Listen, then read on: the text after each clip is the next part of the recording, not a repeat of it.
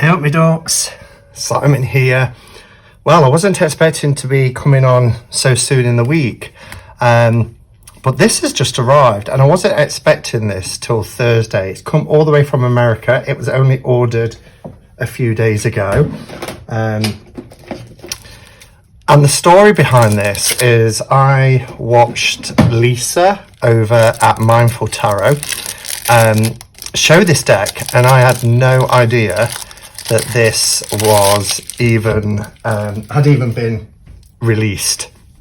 So it is US Games' latest offering to the yellow box, which many of you will have seen. I've never owned a yellow box and they've just gone everywhere other than the mini tarot, which happened just by chance to be a blushing fool deck, and these are gorgeous. They do have some markings on the backs, but these are about, I don't know, 50, coming up to 50 years old, 45, 50 years old. Some cards have marks on them, but they are pre-copyright. They have that lovely card finish that feel buttery. They don't have any lamination whatsoever, and are very similar. And apparently, according to Brant, who has kindly enabled me to get this deck, more about that in a minute, according to Brant, this little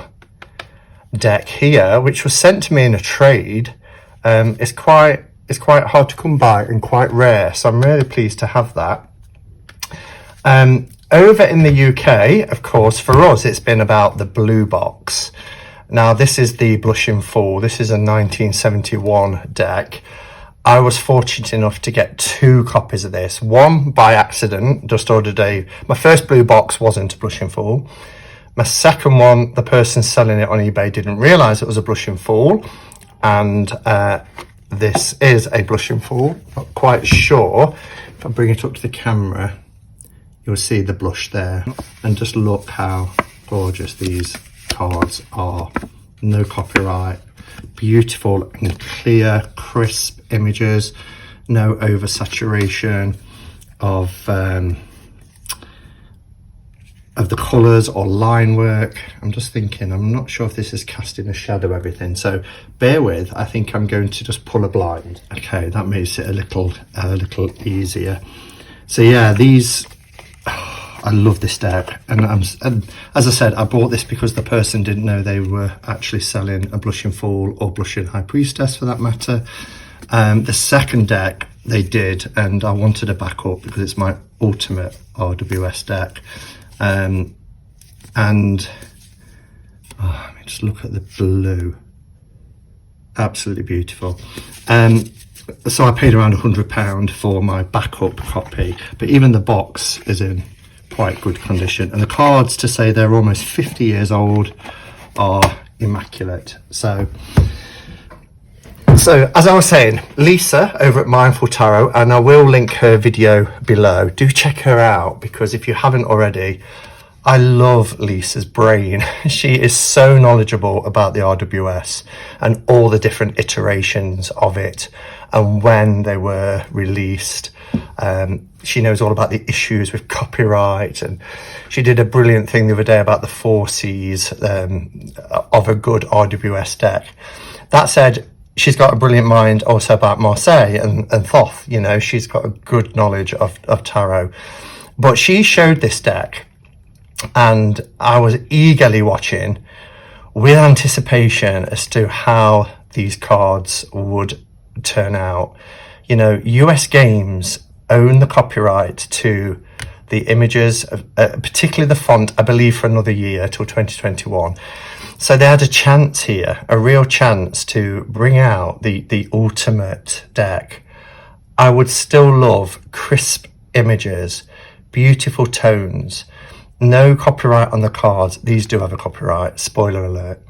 And, you know, more vintage backs. I can't understand why they haven't released that yet. The closest we got was the Tarot of A.E. Waite, and I do love this deck. And cardstock is pretty nice. There's no lamination on it. The line work is quite crisp and clear, but it's not Pix's calligraphy. It's not, and I love them because they have the cracklebacks, which was one of the earlier editions of the cards. So I love it for that sense, but this is the new plaid back, and it is flashed here, as you will see. It says includes original hand-drawn titles, because a few years ago they went with a typeface for their decks. So I know what these look like because I have watched Lisa's walkthrough. I got hold of Brant, who, if you watch Brant, his channel is Moon Baby. He has multiple copies of the yellow box throughout history. He's got them in all their different releases, and he's such a knowledge on the yellow box in particular. And he has the ones that are, you know, that there is a Blushing Fool version in the yellow box. I particularly like this one, which is Ryder and Co. from Fitzroy Square, London. And you know it's a Blushing Fool if it says Waddington's playing cards. The reef on the front is like an olive green rather than a darker green. And of course the Blushing Fool, Blushing Empress, High Priestess I should say, etc. As well as other little indicators. But it's nice that US Games are still producing this deck. I'm pleased that they've gone back to Pix's calligraphy. I guess it is to kind of rival the AGM Urania deck. Although they're using the crackle backs, these have the plaid backs. So there's the little book. What does it say on it? 2019. Copyrighted 2019, so they've recopyrighted. Cardstock is nice. It's US Games cardstock. It's quite nice. There is it's not heavily laminated, but there is a kind of sheen to it. And as Lisa pointed out, the colours are bright. They are quite vivid. Some of the cards do look a little bit blotchy. So let's just take a close-up look. Is that nice and clear? There we go. And I've got my Costa coffee, guys, because I just got home from work.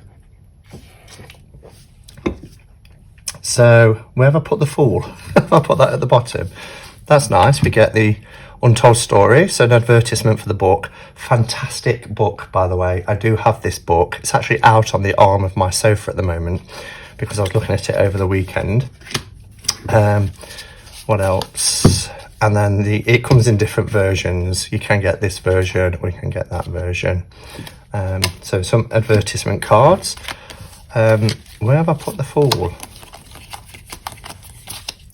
What have I done? Have I left it in the box? Or is it at the end of the majors? That's probably what's happening.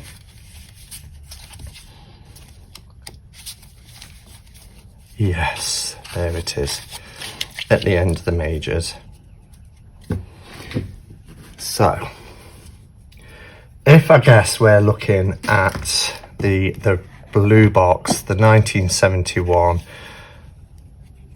we still have the copyright, as you can see. We have the copyright there at the bottom, but look at the difference. Sorry about that, guys. A call came in.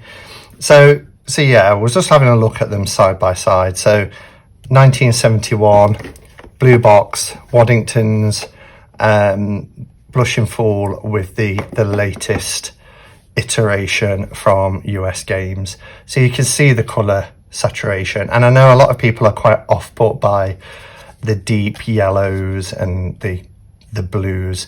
Whereas this one, which is my ultimate deck, it's more vintage looking, you know, and US Games released their centennial in 2009, you know, the 100-year mark, or 2009, 2010. 1909 was when the deck originally was commissioned. And they went back to more of this kind of vintage look, although it was a lot more sort of I don't know, a filter, vintage filter, whereas this is just because it is 50 years old. Bringing in the Taravei weight, which is by AGM, again, even though the colour is more deeper and saturated, it is still a different tone. This is more of a mustard yellow, which I do prefer to this bright garish yellow. I do think as well that the line detail in the new yellow box is more intricate than this one. This one tends to be a little bit more blotchy. So I do like the US Games new version. In terms of thickness, this being the new one, this being the 1971, you can see that the cards are thinner now. And yeah, whether that's because over time these have become very, I mean, they feel so soft to the touch. They're light and they just feel, I'm running the risk of just being really OTT about this deck, but those of you who watch my channel will know that this is my soul deck. This is my number one deck. This is that deck I would grab for if the place was on fire. This is the one that I read with when I go out and do readings for people. This is the deck that for me is the tarot, because I learnt mainly the RWS system and it was with this deck.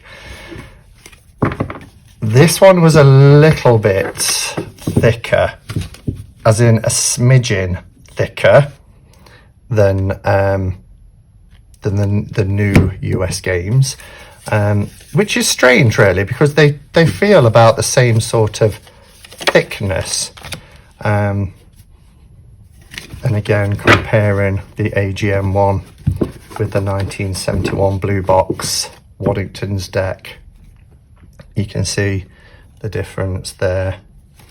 So let's put this one aside. We don't need to look at that. And let's just have a look at this new deck from US Games, which is their latest yellow box. A few people have said that when they've purchased this, some old stock has been sent because Amazon is selling it through. This was, and just look for this flash here, includes original hand-drawn titles. This was purchased, as I was about to tell you earlier, by Grant over at the channel Moon Baby, because as soon as I saw Lisa's video, I messaged him and said, check out this video, are you aware? Because I knew how much he loved the yellow boxes. And he said, yes, but I'm nervous about ordering it in case they send some old stock. I said, look for the flash. Would you order me one? And I'll PayPal you the money. And he did that just a few days ago. And I got a dispatch notice saying that it'll be delivered on Thursday. It is Monday and it's arrived. So I'm really impressed that to order from US Amazon has got here within a few days, including a weekend. So I mean, yeah, beautiful colours. Maybe too garish for some people, but this is a nice deck and an inexpensive deck. And if there are people out there who want to learn with the RWS, then this is a nice version. If you're not too off-put by the copyright. I love the off-cut as well. You know, they're not perfectly aligned. There are some cards where the borders are thicker and narrower on each side. But I love that. Let's just have a look at that Hermit with, I put this one in order for the purpose of this. So there is a more of a blue, like a teal kind of blue on this card, whereas this is like a grey blue, which is more like the Centennial version. The skin tone is different as well in the face. Oh, gorgeous. Gorgeous.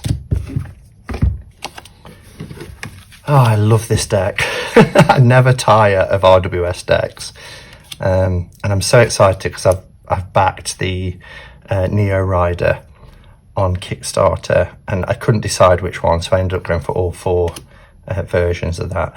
That has to be one of the most colourful death cards I think I've seen, and I'm getting my cards mixed up here, so that belongs with these. So there's a lot of rich colour in this death card.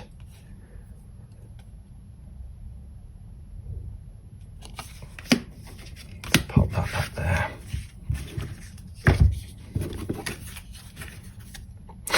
I'm getting my piles mixed up. Oh, look at how blue the water is and green. I mean, it's beautiful. It is a beautiful deck. And it does have that sort of vintage feel to it. I think the cardstock is really nice. I'd imagine this would shuffle really nicely. And I've never really been bothered about the garish colours. I mean, that is bright. Wow. I might need shades.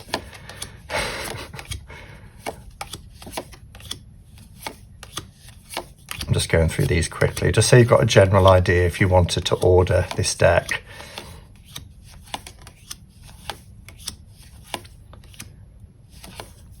Wow. So, all in all, I think it's a nice version. Other than the mini, this is my first yellow box. I would love, look how beautiful that is. I would love to get a vintage yellow box, of course, but you know, I can't be greedy. I've got 2 blue box blushing fools. It would be nice to have it in the yellow box, but the cards would be the same. They're exactly the same. Same buttery, beautiful cards. You know, no copyright, beautiful line work.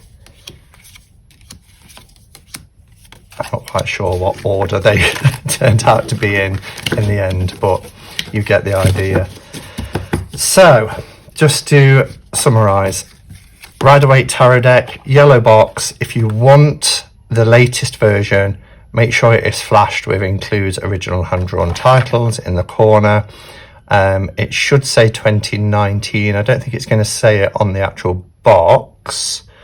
No, it just says copyright 1971, which is when they put the copyright on. So looking at the blue box, which I have here, Ryder and Company, 3 Fitzroy Square, London, has 1972 on it. But from what I understand, the cards were printed in 1971, but the little book was dated for 1972. I seem to recall that from somewhere. But 50 years old next year, and this is such a dream. I can't even. Just wonderful.